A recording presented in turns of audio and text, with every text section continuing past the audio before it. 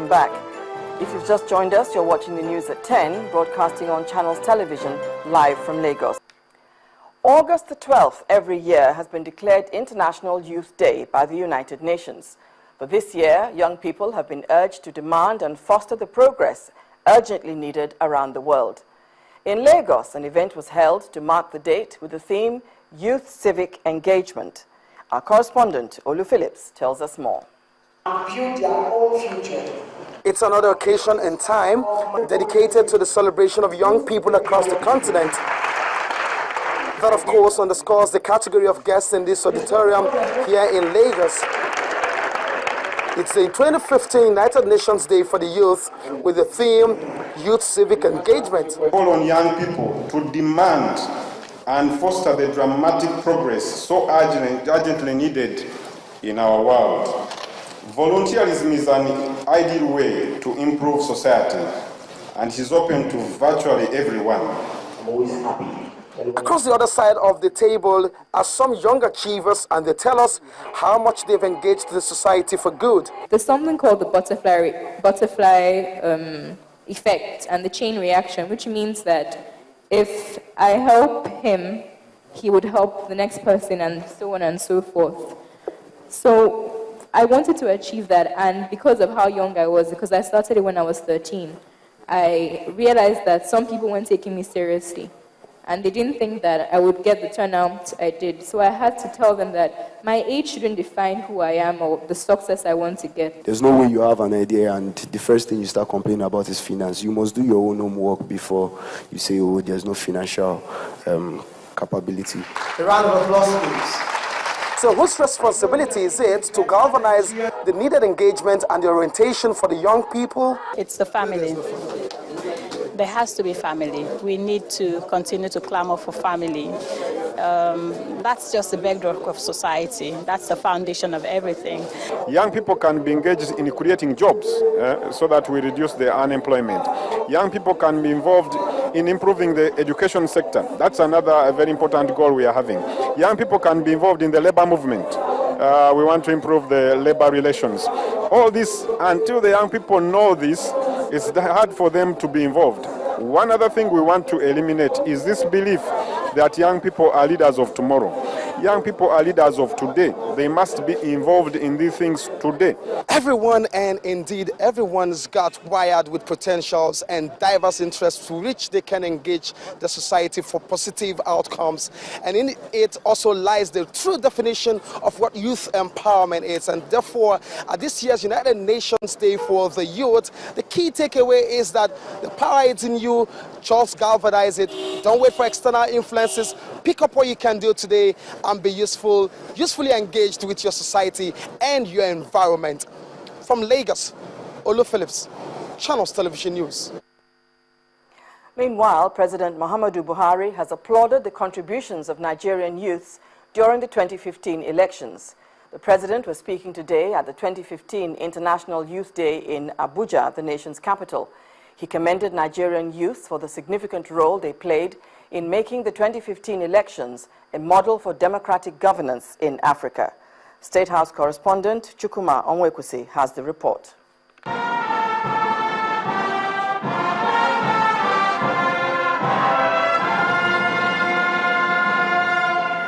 President Buhari is here in the State House banquet hall to spend the day with the Nigerian youth. He's not unmindful of the contributions of the teeming population of youths out there, who he said made it possible for him to win the elections by conducting themselves peacefully. Your role contributed in no small measure to having a credible election in an atmosphere that was hitherto tense and volatile. The outcome is today being celebrated worldwide. Your role is greatly appreciated.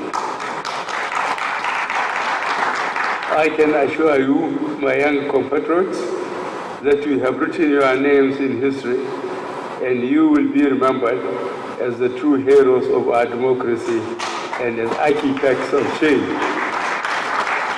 The president has a startling statistics by the Bureau of Statistics on unemployment issues.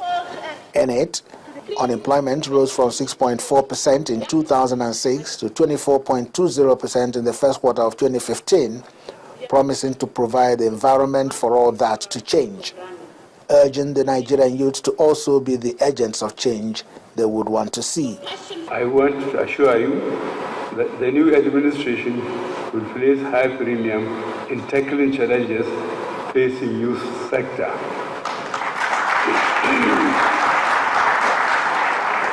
The unemployment rate among youth is even more disturbing and considered to be over 50% due to the sheer number of unemployed graduates and a huge number of youth who have had no chance to go to school roaming about the streets.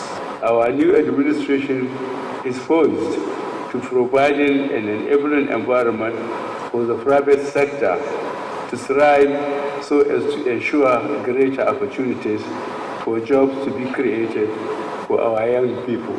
Young Nigerians, let me conclude by reiterating that we are very much committed to fulfilling all our campaign promises. We therefore seek your cooperation and patience in this regard. Be assured that change for us is not a mere political slogan, but the beginning of a new era desired by the majority of Nigerians. The day is not devoid of speeches from the organizers and youth themselves. Lead speaker Ndidi Muneli says it is time for the young entrepreneurs to stand up and stop listening to the old saying that the youth are the leaders of tomorrow. Goodwill messages poured in from Director General of the NYSC, the largest platform for the youth inclusiveness in the country, which has left indelible marks with its community development programs. Agencies of the United States and the UNDP and UNFP. One of the major highlights here was the presentation of awards to some Nigerian youths who have been outstanding in youth activities around the world.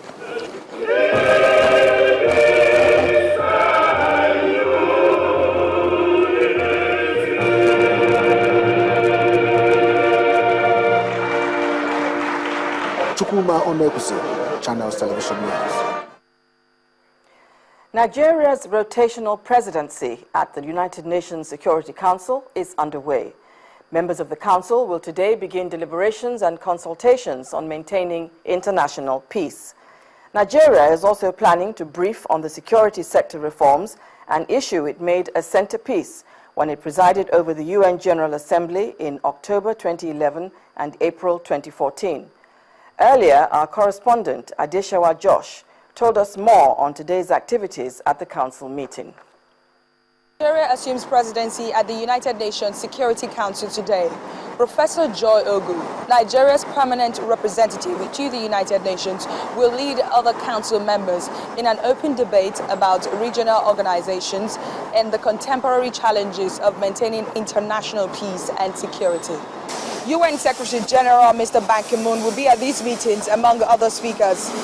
Nigeria is also planning a briefing by the Assistant Secretary General for Peacekeeping Operations, Mr. Dmitry Titov, on security sector reforms. Professor Ogu had led other council members in 2014 to adopt Resolution 2151, and that's the council's first ever resolution on SSR. This essentially allows for reforms in the security sector of a country after a conflict, so the people of that country can live in confidence in their nation. There will be briefings and consultations on the lessons learned from the Ebola epidemic, the developments in the Central African Republic, Guinea-Bissau and Libya. However, to kickstart the discussions today, the security situation in Syria will take center stage. As you already know, that the use of chemical weapons in Syria has not come to an end, and the United Nations Security Council members are willing to come up with an investigative mechanism to fish out those who use chemical weapons in Syria and hopefully come up with a framework of punishing such perpetrators. Yemen and Liberia sanctions will also feature as part of the discussions today. Meanwhile, throughout the month of August, Council members will be closely monitoring developments in Boko Haram affected areas in Africa. Now, whether or not that will be part of the major discussions that will be held throughout this month, we can only wait and see. From the United Nations here in New York, Adeshewa Josh, Channels Television News. The Economic and Financial Crimes Commission, EFCC, has alleged that the Yobe State Resident Electoral Commissioner, Mr. Abu Zama, was paid 15 million naira bribe during the last general elections by the candidate of the All Progressive Congress and the state governor, Ibrahim Gaidam. An official of the anti-graft agency, Mr. Odofun Christopher, told the Election Petition Tribunal in Abuja that an aide to the governor paid the 15 million naira bribe into two accounts of the State Electoral Commissioner, Diamond and Zenith Banks, 3 days before the governorship elections. The petitioner and the candidate of the People's Democratic Party, Adamu Waziri, is relying on the evidence of the EFCC to nullify the April 11 governorship election in the state. About 2 weeks after the Yobe State Election Petition Tribunal summoned the EFCC to appear and give testimony at the tribunal, an official of the anti-graft agency, Mr. Odofun Christopher, appeared at the tribunal. The anti-graft agency, in a report read to the court, alleged that the ADC to the governor paid 15 million naira into two separate accounts of the state resident electoral commissioner, Mr. Abu Zama, in Zenith and Diamond Banks 3 days before the election. But lawyers to the governor and his aides dismissed the EFCC report, saying the allegations of bribery cannot be proven. Anybody can say anything, but the inducement is not cogent, so we don't see anything to it at all.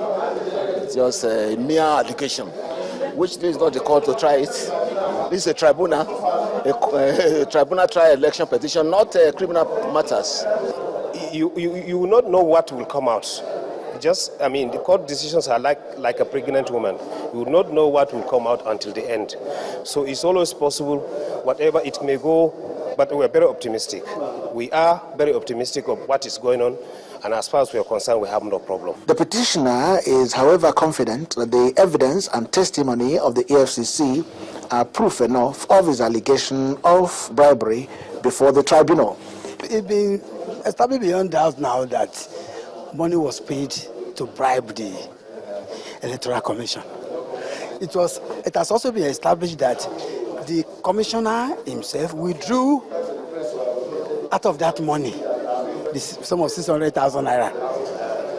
It has also been established that he later, when he discovered that we got to know, he later refunded the money. You know, have wasted the time and the resources to come. It's a very, very serious business coming to election tribunals in this country. But the mood now is that the ante for justice has been upped.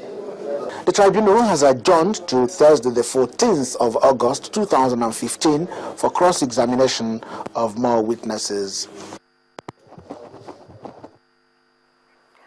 In part 2, after the break, we'll be having discussions on the ATM limits, so please stay with us.